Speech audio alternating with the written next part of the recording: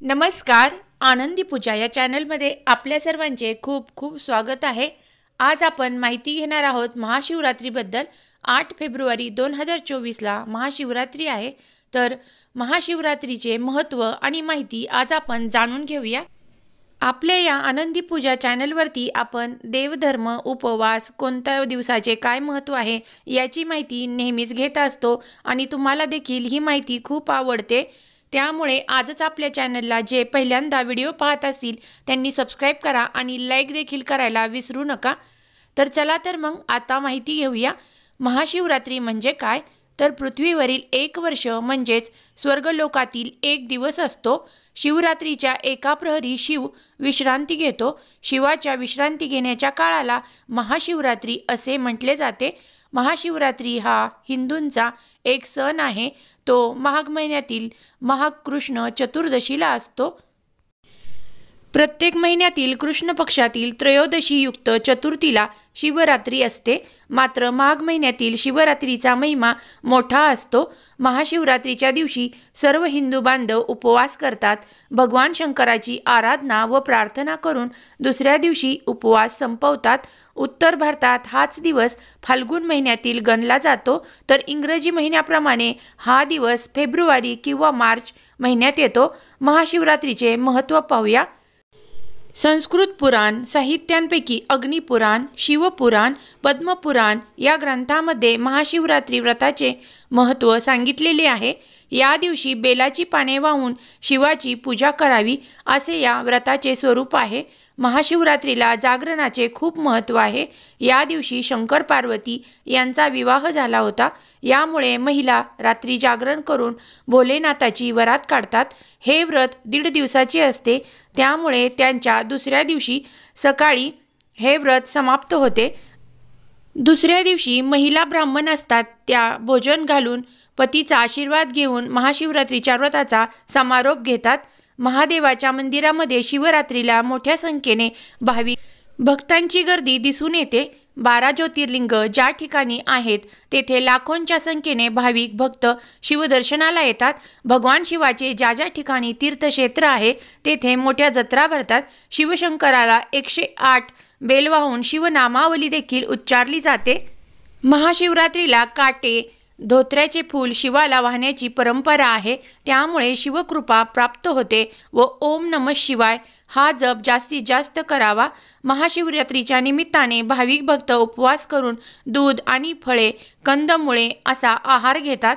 भारताच्या विविध राज्यात हा सण साजरा केला जातो. महाशिवरात्रीच्या निमित्ताने भारतभर विविध तीर्थक्षेत्र तसेच प्रामुख्याने 12 ज्योतिर्लिंगाच्या स्थानी विशेष जत्रा भरतात. शिवरात्री हा सण शिवभक्तांच्या दृष्टीने अत्यंत महत्त्वाचा सण आहे. महाशिवरात्री उपवास, पूजा व जागरण ही या व्रताची 3 अंगे आहेत. शिवरात्रीच्या दिवशी एकभुक्त राहावे. शिवरात्रीला रात्रीच्या 4 प्रहरी 4 पूजा कराव्यात असे विधान आहे. याला शिवरात्री पूजा म्हटले जाते. प्रत्येक पूजेत देवाला अभंग स्नान घालून अनुलेपन करावे. शिवतत्व आकृष्ट करणारा बेल, पांढरी फुले, रुद्राक्षाच्या माळा, शाळुंका शिवपिंडीवर वाहाव्यात. तसेच तांदळाच्या पिठाचे 26 दिवे करून त्यांनी शिवाला ओवाळणी करतात. महाशिवरात्रीच्या दिवशी कशी पूजा करावी हे आता आपण पाहूया. शिवस्मरणात जागरण करावे. म्हणजे शिवरात्रीच्या दिवशी तुम्ही रात्रभर जागरण करावे. पहाटे स्नान करून पुन्हा पूजा करावी. महाशिवरात्रीची ही रात्रभर शंकरजींची पूजा करून सर्व प्रकारच्या पापांचा नाश होतो व शिवलोकाची प्राप्ती होते. शिवाची पूजा केल्याने तादात्म्य, मोक्ष इत्यादी फळे मिळतात अशी शिवभक्ताची श्रद्धा असते. चतुर्थीत 2 दिवसात विभागलेली असेल तर त्या मध्यरात्री चतुर्थीची येत असेल तर ती शिवरात्र मानली जाते. यावरून शिवरात्रीचा कालनिर्णय करताना दिवसाला महत्त्व नसून रात्रीला महत्त्व आहे हे स्पष्ट होते. शिवरात्रीच्या कालनिर्णय याबाबत इतरही बरेच मतभेद आहेत. महाशिवरात्रीला शिवलिंगाची विशेष पूजा होते. पंचगव्य म्हणजेच गाईचे दूध, तूप, गोमूत्र आणि दही लावून शिवलिंगाला अभिषेक करतात. त्यानंतर दूध, दही, तूप, मध आणि साखर या पंचामृताने शिवलिंगावर लेप देतात. त्यानंतर धोत्रा आणि बेलाची पाने तसेच पांढरी फुले वाहून पूजा करतात। भगवान शिवशंकराला भोळा शंकर असे देखील म्हटले जाते। उपासना केल्यावर त्वरित प्रसन्न होणारा आणि इच्छित फळ देणारा हा महादेव सर्वांचे कल्याण करणारा आहे। शिवपुराणात अशा कथा सुद्धा आहेत। सर्व देवतांमध्ये भगवान शिवाचे महत्त्व अत्याधिक असल्यामुळे हा दिवस अत्यंत पवित्र आणि वातावरणात साजरा केला जातो। अतिशय मंगलमय दिवस म्हणून महाशिवरात्री सण साजरा केला जातो। महाशिवरात्रीची एक आता पौराणिक कथा पाहूया।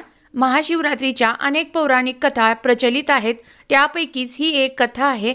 ज्यावेळी समुद्रमंथन झाले त्यावेळी सृष्टीशी निगडीत सर्व महत्त्वपूर्ण गोष्टींची निर्मिती झाली, परंतु त्याच वेळी समुद्रमंथनातून हलाहल विष देखील बाहेर आले। या विषात ब्रह्मांडाला नष्ट करण्याची ताकद होती आणि या विषाला नष्ट करण्याची क्षमता केवळ भगवान शिवशंकरामध्येच होती। त्यामुळे शिवशंकराने हे विष प्राशन करून ब्रह्मांडाला वाचवले आहे। पण विष प्राशन केल्यामुळे त्यांचा कंठ निळा झाला व संपूर्ण देहाचा दाह होत होता। वैद्यांनी भगवान शिव यांना संपूर्ण रात्र जागून काढण्याचा उपाय सांगितला। सर्व देवांनी भगवान शिवशंकराला बरे वाटावे म्हणून रात्रभर गायन आणि नृत्याची व्यवस्था केली। सकाळी महादेवांनी सर्वांना आशीर्वाद दिला। या संपूर्ण घटनाक्रमामुळे सृष्टी वाचली, म्हणून या दिवसाला महाशिवरात्री असे नाव पडले असेच म्हटले जाते। शिवशंकराच्या अंगाचा होत असलेल्या दाहामुळे भगवान शिवांनी या दिवशी तांडव नृत्य देखील केले होते। महाशिवरात्री या दिवशी भाविक संपूर्ण दिवस उपवास करतात व भगवान शिवाचे शिवलीलामृत, महारुद्र गायन, भजन इत्यादींचे आयोजन केले जाते। भगवान शिवाचे दर्शन घेऊन त्यांचा कृपाप्रसाद मिळवण्याकरता आराधना केली जाते। महाशिवरात्र ही शिवाची रात्र म्हणून साजरी केली जाते, ज्यामध्ये मानवी शक्ती नैसर्गिक ऊर्ध्वगामी वाढीचा अनुभव घेतात। म्हणूनच महाशिवरात्रीच्या त्या रात्री खोटे बोलू नका। जे लोक आध्यात्मिक मार्गावर आहेत त्यांच्यासाठी महाशिवरात्री खूप महत्त्वाची आहे। जे लोक कौटुंबिक परिस्थितीत आहेत त्यांच्यासाठी आणि जगातील महत्त्वाकांक्षी लोकांसाठी देखील ती खूप महत्त्वाची आहे। जे लोक कौटुंबिक परिस्थितीत आहेत ते महाशिवरात्रीला शिवाचा विवाहाचा उत्सव म्हणून पाहतात। महाशिवरात्रीच्या दिवशी मंदिरात भाविकांची गर्दी होत असते, त्यामुळे मंदिरात जाऊन दर्शन घेणे शक्य नसल्यास शक्यतो घरीच यथासांग पूजा करावी। शंकर ही देवता सर्व प्रकारच्या लोकांना आकर्षित करणारी आहे। शंकर हा महायोगी तरीही नाच गाण्यात रमणारा अतुल पराक्रमी असूनही त्यागी आणि विरक्त वृत्तीचा आहे। तो रुद्र आहे, उग्र आहे, तरीही मुनिजन सुखकारी आहे। तो भोळा आहे, आशुतोष म्हणजेच लवकर प्रसन्न होणारा। तो भक्तांची इच्छा पूर्ण करतो अशी श्रद्धा आहे। महाशिवरात्रीची ही माहिती तुम्हाला कशी वाटली हे मला कमेंट करून नक्की सांगा। व्हिडिओ आवडला तर लाईक देखील करा आणि नवीन असाल तर सबस्क्राईब करायला विसरू नका। पुन्हा भेटूया अशाच एक छानशा व्हिडिओसोबत। श्री स्वामी समर्थ।